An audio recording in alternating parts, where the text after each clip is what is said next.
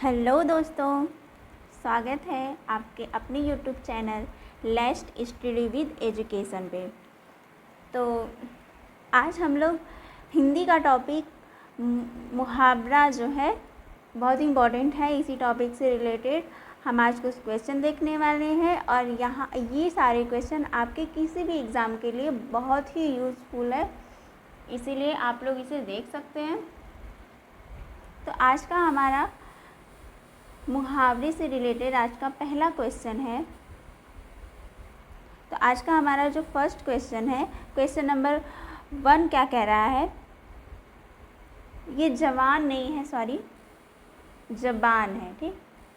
जबान पर लगाम होगा, सॉरी ये गलत टाइप थोड़ा सा है, यहाँ पे हम लिख देते हैं जबान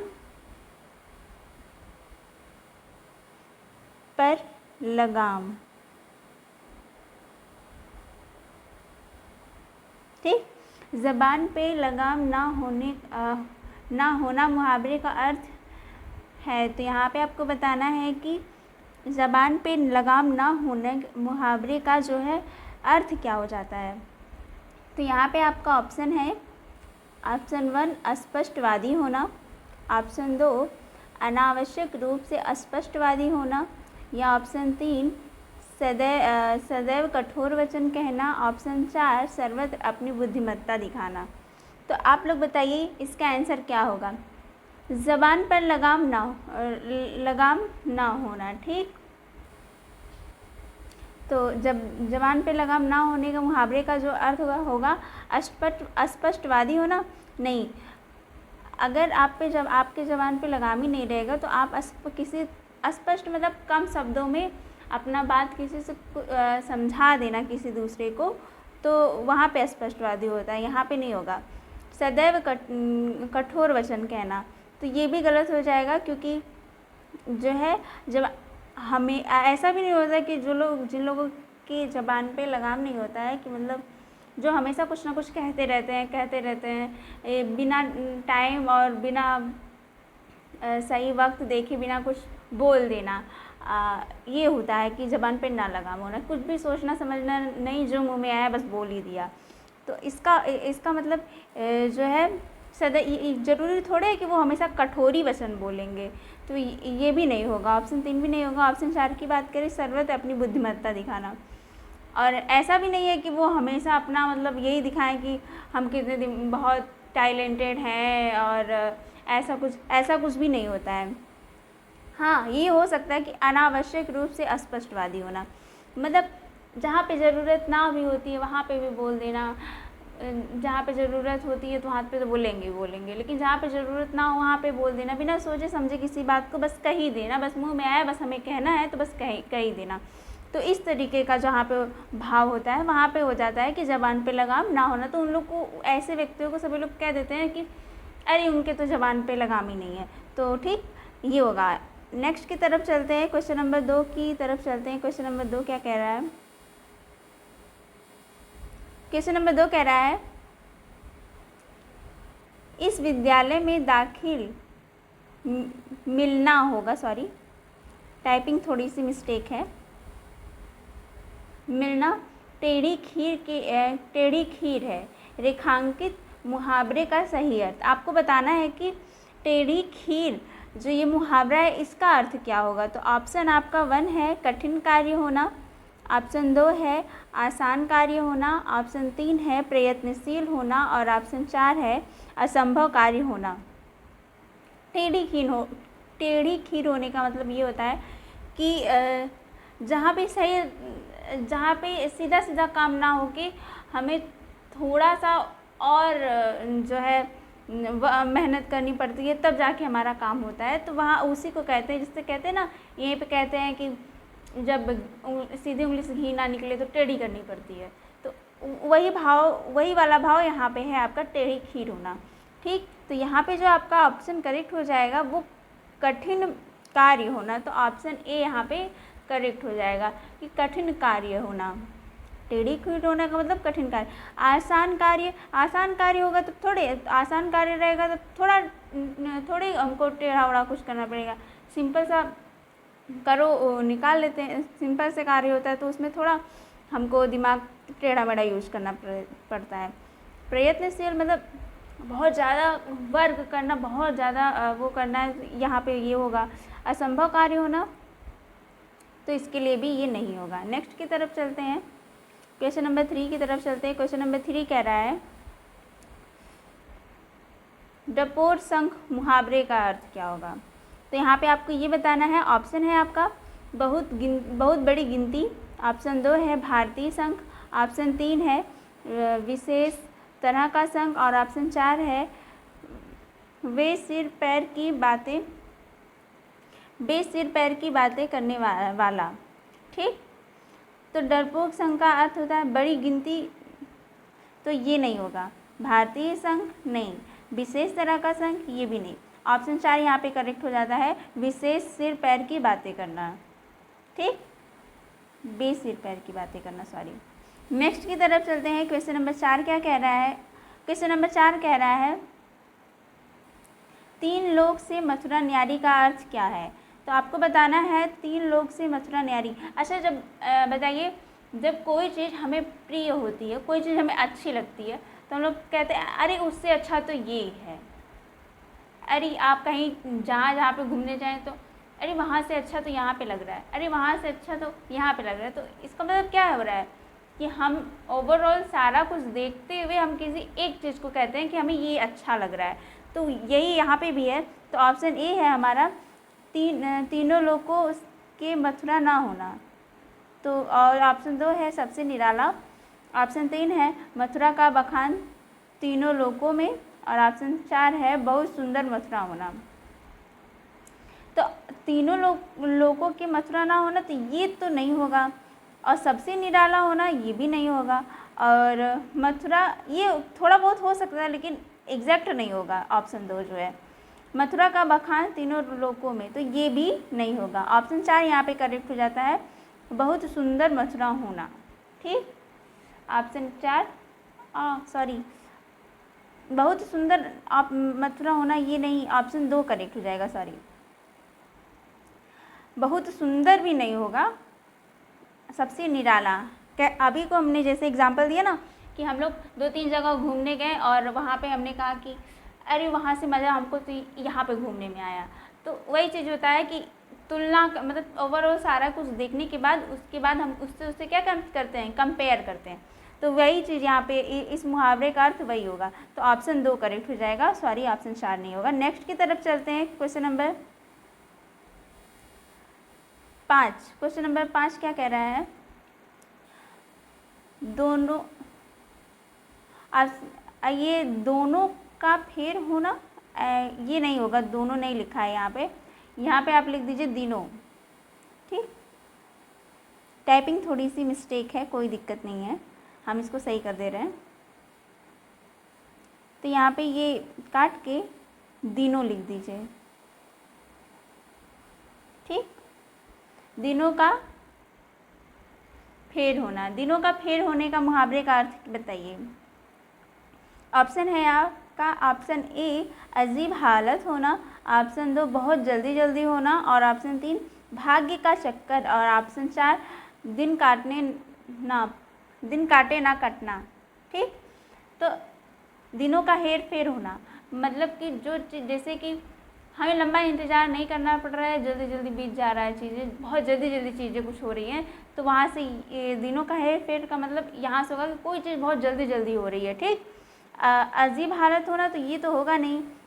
भाग्य का चक्कर यहाँ पे नहीं होगा। दिन काटे ना कटना, तो यहाँ पे जैसे बहुत जो है बहुत वक्त ऐसा लगे कि कोई काम को करते हुए हमें बहुत वक्त लग जा रहा है, तो यहाँ से इसका भाव उत्पन्न हो रहा है, तो ये भी नहीं होगा। ऑप्शन 2 यहाँ पे करेक्ट हो जाएगा, बहुत जल्दी होना।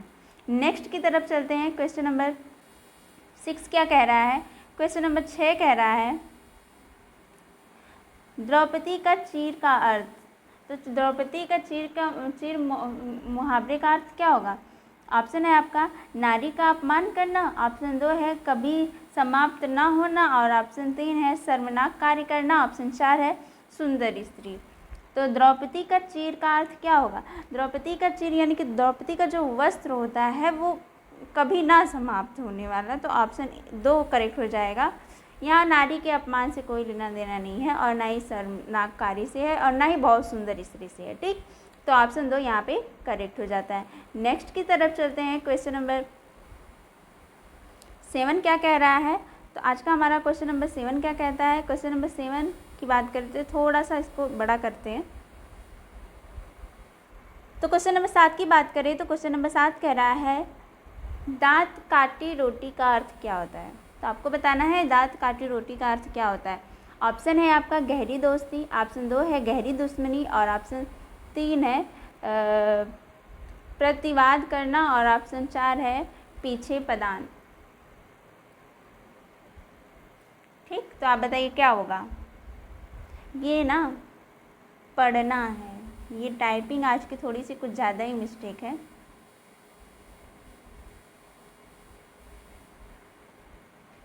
तो ऑप्शन 4 है पीछे पड़ना। चलिए बताइए क्या होगा? दांत काटी रोटी, जब आप कोई चीज़ रहता है जब उसको खाते हैं तो आपको पसंद ही आता है ना, तो क्या उसके साथ आपकी दोस्ती हो जाती है। ठीक, ऑप्शन यहाँ पे ए करेक्ट हो जाता है, गहरी दोस्ती। गहरी दुश्मनी से यहाँ पे विभाव नहीं उत्पन्न हो रहा है, और ना ही प्रतिवाद करना और ना ही पीछे पड़ने से कोई अर्थ है। ठीक, नेक्स्ट की तरफ चलते हैं। क्वेश्चन नंबर 8 क्या कह रहा है?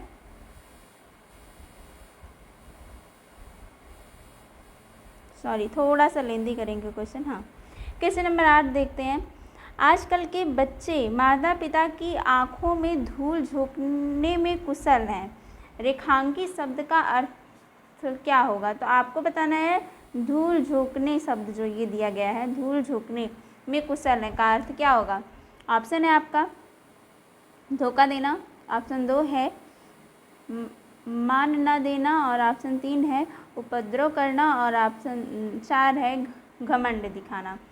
तो जब कभी ऐसा होता है कि बच्चों को स्कूल सुबह सुबह उठाओ और उन्हें सुबह सुबह उठने का ना मन होता है, तो कहते नहीं आज तो मेरी तबीयत नहीं ठीक है, आज तो हम नहीं आज तो हम नहीं उठेंगे सुबह, या स्कूल जाना होता है तो भी वो कहते हैं कि जो है आज मेरी तबीयत नहीं सही है। वो स्कूल ना जाने का एक बहाना होता है ना। तो उसी तरीके का वो लोग क्या खेलने जाना होगा तो अभी हम आ रहे हैं करके चले जाएंगे, फिर वो 1-2 घंटे बाद ही आते हैं। तो इस तरीके का होता है। तो ये धूल झोंकने, और ऐसे बच्चे करते भी हैं, गलत नहीं है। यहाँ पे ऑप्शन यहाँ पे एक करेक्ट हो जाता है धोखा देना। धोखा देने में आजकल के बच्चे बहुत माहिर हो गए हैं। चलिए नेक्स्ट देखते हैं। क्वेश्चन नंबर 9 का क्या है? क्वेश्चन नंबर 9 कह रहा है पानी पीकर, जाट नहीं है यहाँ पे, जात होगा, जात, सही। पानी पीकर जात पूछने का अर्थ होता है। क्या अर्थ होगा कि पानी पीकर फिर जात पूछना? तो ऑप्शन है आपका, ऑप्शन ए है अनोखा काम करना, ऑप्शन 2 है विपरीत काम करना, ऑप्शन 3 है काम निकलने के बाद सोचना, और ऑप्शन 4 है आराम से विचार करना। तो क्या होगा? पानी पीकर जात पूछना, अनोखा काम, तो ये तो नहीं होगा, क्योंकि पानी पी के जात पूछने का काम ये नहीं होगा। विपरीत काम करना, ये भी नहीं होगा। काम निकलने के बाद सोचना, और ऑप्शन 4 है आराम से विचार करना। तो आराम से विचार करना थोड़ा बहुत हो सकता है, लेकिन ये एग्जैक्ट इसका जो होगा वो काम निकलने के बाद सोचना, कि आपको बहुत तेज़ प्यास लगी है और आप कहीं गए और पानी जल्दी से पी लिए, और उसके बाद जब आपका काम निकल गया तो फिर उसके बाद जो है पूछ रहे अरे हम तो इनके यहाँ का वो नहीं करते, ऐसा कुछ भाव यहाँ पे होगा। तो ऑप्शन सी यहाँ पे, ऑप्शन 3 यहाँ पे करेक्ट हो जाता है। नेक्स्ट की तरफ चलते हैं। क्वेश्चन नंबर 10 क्या कह रहा है? स्वावलंबी होने के लिए सही मुहावरा। तो आपको बताना है स्वावलंबी होने के लिए सही मुहावरा यहाँ पे कौन सा होगा। ऑप्शन ए है बारह होना, सॉरी बाहर होना, और ऑप्शन 2 है पानी फेरना, ऑप्शन 3 है पैरों पर खड़ा होना, और ऑप्शन 4 है फूंक फूंक कर। ये पैर होगा, पर नहीं रखना, सॉरी पैर। फूंक फूंक कर पैर रखना। आज का थोड़ा सा आप लोग सही करते हुए चलिएगा, क्योंकि थोड़ा सा टाइपिंग मिस्टेक थोड़ा सा आज ज़्यादा है, ठीक। तो इसको हम कहेंगे कि थोड़ा देख के PDF बनाएं, जो हमारे PDF बनाते हैं। चलिए बताइए, स्वावलंबी होने के लिए सही मुहावरे का अर्थ, ठीक। तो आप बताइए कौन सा होगा। तो यहाँ पे जो होगा वो होगा पैरों पे खड़ा होना। ऑप्शन 3 यहाँ पे करेक्ट हो जाता है। नेक्स्ट की तरफ चलते हैं। क्वेश्चन नंबर 11 कह रहा है, बछिया का ताऊ का अर्थ। तो बताइए क्या होगा। कामचोर व्यक्ति, साहसी व्यक्ति, अत्यधिक मूर्ख व्यक्ति, अत्यधिक रौबदार व्यक्ति। तो बताइए कौन सा यहाँ पे करेक्ट होगा। बखिया का ताऊ,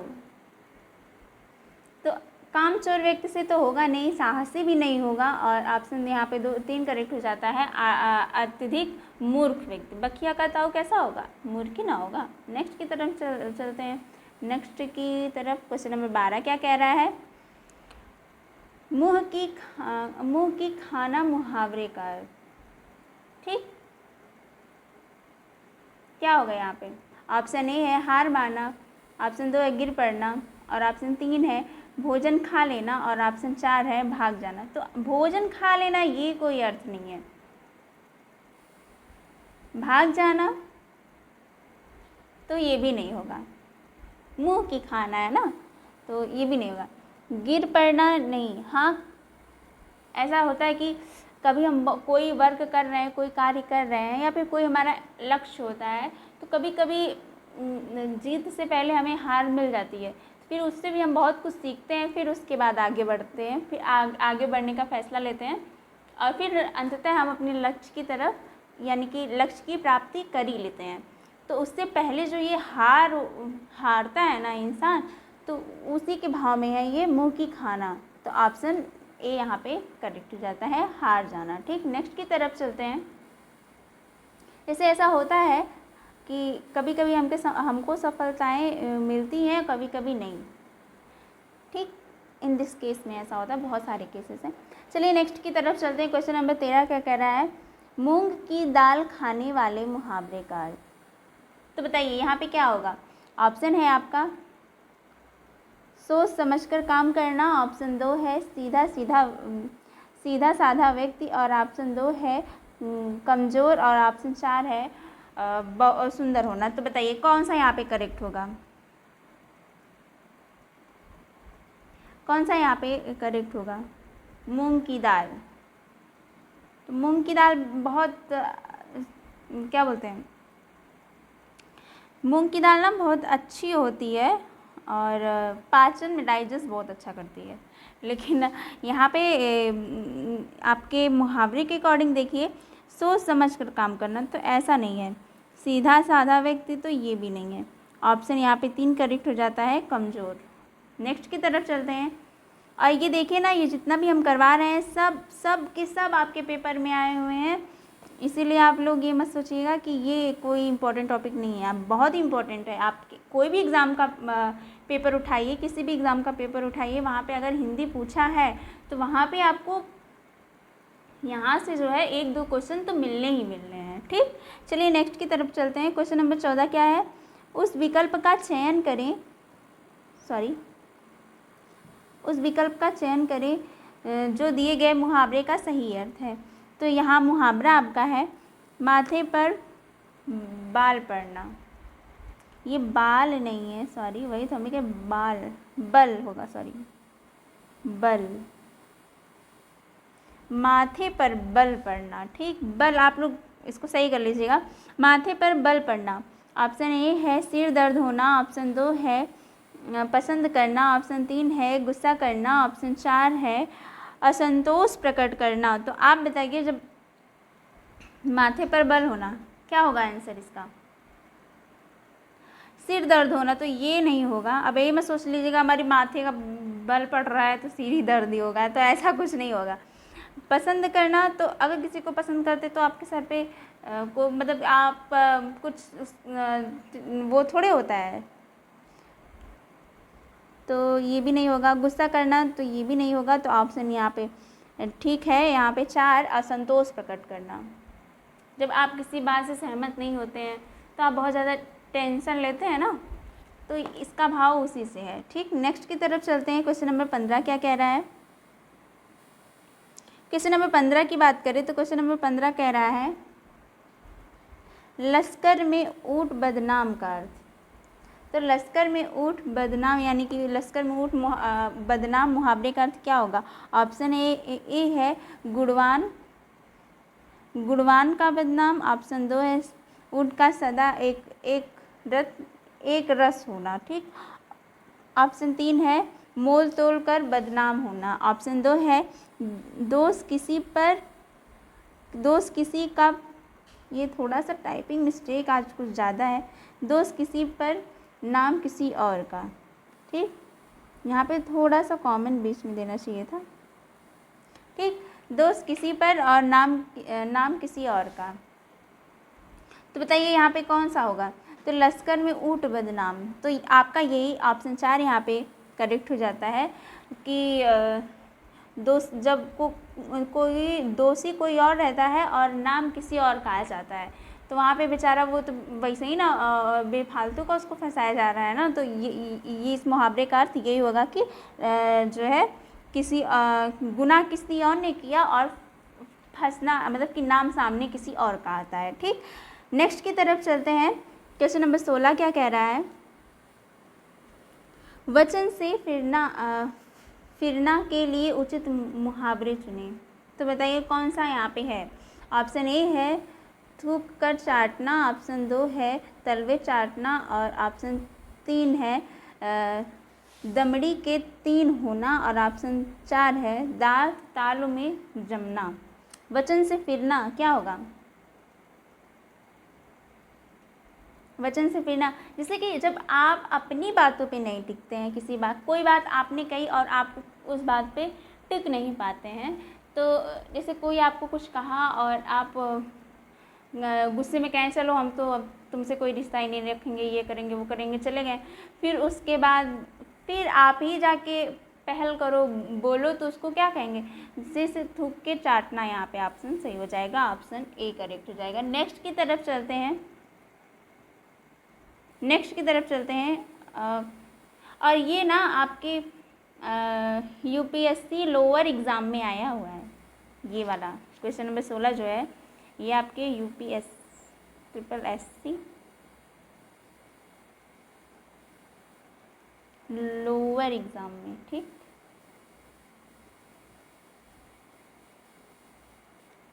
नेक्स्ट की तरफ चलते हैं। क्वेश्चन नंबर 17 क्या कह रहा है? क्वेश्चन नंबर 17 कह रहा है सावधान करने के अर्थ में मुहावरे का अर्थ बताइए। सावधान करना बताइए। आग दिखाना, कान खोलना, ओट चबाना और खून पीना। चलिए बताइए कौन सा यहाँ पे करेक्ट होगा? सावधान करना, तो आप जब किसी को सावधान करेंगे तो क्या होगा? ओट चबाना जब आप किसी भय लगता है तब ये होगा, ये नहीं होगा। खून पीना मतलब जब आप किसी पे बहुत क्रोधित होते हैं तो वहाँ पे ये मुहावरे का प्रयोग होता है। आँख दिखाना ये भी आप क्रोधी से होगा। ऑप्शन यहाँ पे 2 करेक्ट हो जाता है। कान खोलना, आँखों से पट्टी हटाना भी हो सकता है वहाँ पे। ठीक, सिर पर पाँव रखना भगाना मुहावरे का सही है। सिर पर पाँव रखकर भगाना मुहावरे का सही है। तो बताइए सिर पर पाँव रखकर भगाना सही अर्थ क्या होगा? ऑप्शन ए है सकर्स दिखाना और ऑप्शन 2 है तुरंत भागना, ऑप्शन 3 है चोट पहुंचाना और ऑप्शन 4 है करतूत दिखाना। तो बताइए यहाँ पे क्या होगा? सिर पर पाँव रखकर भगाना क्या होगा? तो यहाँ पे आपका आंसर जो होगा वो होगा तुरंत भाग जाना। ठीक, ऑप्शन 2 यहाँ पे करेक्ट हो जाता है। नेक्स्ट की तरफ चलते हैं। क्वेश्चन नंबर 19 क्या कह रहा है? थोड़ा सा लेंदी है, दोनों पेज में है, इसीलिए इसको ऐसे करके दिखाना पड़ा, थोड़ा सा छोटा। आई होप आप लोग को बहुत बढ़िया से दिख रहा हो। तो आपका अब क्वेश्चन नंबर 19 कह रहा है शोक करने के लिए मुहावरे। शोक करना के लिए मुहावरे, शोक करना बताइए। शोक करना, ऑप्शन ए है सिर भारी होना, ऑप्शन 2 है सिर चढ़ना, ऑप्शन 3 है सिर पिटाना और ऑप्शन 4 है सिर पर सवार होना। शोक करना, शोक करेंगे तो आप किसी के सर पे जाके सवार हो जाएंगे, तो ये तो होगा नहीं। सिर भारी होना, ये भी नहीं होगा। सिर पर चढ़ना, ये भी नहीं होगा। ऑप्शन यहाँ पे 3 करेक्ट हो जाता है, सिर पीटना। नेक्स्ट की तरफ चलते हैं, क्वेश्चन नंबर 20 की तरफ चलते हैं। क्वेश्चन नंबर 20 क्या कह रहा है?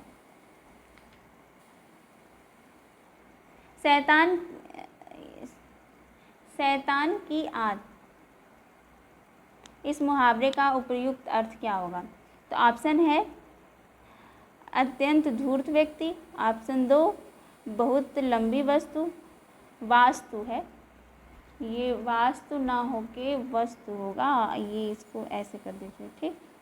और ऑप्शन 3 है अत्यंत नगण्य वस्तु,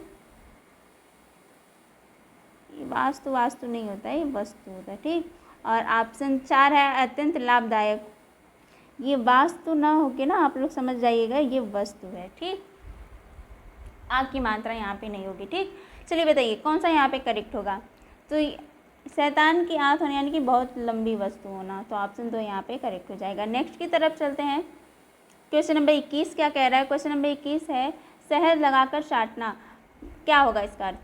किसी चीज़ को व्यर्थ लेकर बैठे रहना, कीमती होना, पसंदीदा होना या बढ़ा चढ़ाकर कहना। तो बताइए यहाँ पे क्या होगा? तो यहाँ पे जो हमारा आंसर होगा ऑप्शन ए होगा, किसी चीज़ को व्यर्थ लेकर बैठे रहना, ठीक। नेक्स्ट की तरफ चलते हैं। क्वेश्चन नंबर 22 क्या कह रहा है? क्वेश्चन नंबर 22 कह रहा है हिसाब बैठाना। हिसाब बैठाना क्या होगा इसका अर्थ? ऑप्शन है सही लगना और ऑप्शन 2 है ध्यान देना, ऑप्शन 3 है पूछताछ करना, ऑप्शन 4 है सुभिता होना। बताइए क्या होगा आंसर इसका? हिसाब बैठाना। तो अगर हिसाब बैठाना की बात करें तो वो होगा सुभिता होना। ऑप्शन यहाँ पे 4 करेक्ट हो जाता है, ठीक। नेक्स्ट की तरफ चलते हैं। Question number 23। क्वेश्चन नंबर 23 की तरफ चलते हैं। हथियार डाल देना मुहावरे का सही अर्थ। तो हथियार डाल देना मुहावरे का सही अर्थ क्या होगा? ऑप्शन ए है मात्र कल्पना करते रहना, ऑप्शन 2 है हथियार गिरा देना, ऑप्शन 3 है हथियार उठा लेना और ऑप्शन 4 है हार मान लेना। तो केवल कल्पना मात्र करते रहना ये तो आपका होगा नहीं। हथियार गिरा देना, तो हथियार डालने का मतलब थोड़ा होता है कि हथियार गिरा देना, ऑप्शन ये नहीं होगा। और हथियार उठा लेना, तो हथियार जब उठा लेंगे तो उसको हथियार डालना नहीं कहते हैं, ऑप्शन 3 भी नहीं होगा। यहाँ पे ऑप्शन 4 है हार मान लेना। हार मान लेना यहाँ पे ऑप्शन 4 करेक्ट हो जाता है। नेक्स्ट की तरफ चलते हैं। क्वेश्चन नंबर 24 क्या कह रहा है? क्वेश्चन नंबर 24 कह रहा है त्रिशंकु होना का उपयुक्त अर्थ बताइए। त्रिशंकु होना, तो ऑप्शन ए है चारों ओर ध्यान होना, ऑप्शन 2 है किसी और का ना रहना और ऑप्शन 3 है 3 तरफ ध्यान देना और ऑप्शन 4 है केवल ऊपर देखना। त्रिशंकु होना क्या होगा आंसर इसका? तो ऑप्शन यहाँ पे 2 यहाँ पे करेक्ट हो जाएगा, किसी और का ना होना। केवल ऊपर देखना नहीं होगा, तीनों तरफ ध्यान देना ये भी नहीं होगा, चारों तरफ ध्यान देना ये भी नहीं होगा, किसी और का ना रहना, ऑप्शन 2 यहाँ पे करेक्ट हो जाता है। तो आज का मुहावरा का ये अंतिम प्रश्न था, ठीक। आगे का हम इसी तरीके का और क्वेश्चन देखने के लिए, अगर आपको इसी तरीके का बेहतरीन क्वेश्चन देखना है तो हमारे यूट्यूब चैनल से बने रहें और हमारे अगर वीडियो पसंद आई तो वीडियो को लाइक करें और चैनल को सब्सक्राइब ज़रूर करें। आज के लिए इतना ही, धन्यवाद।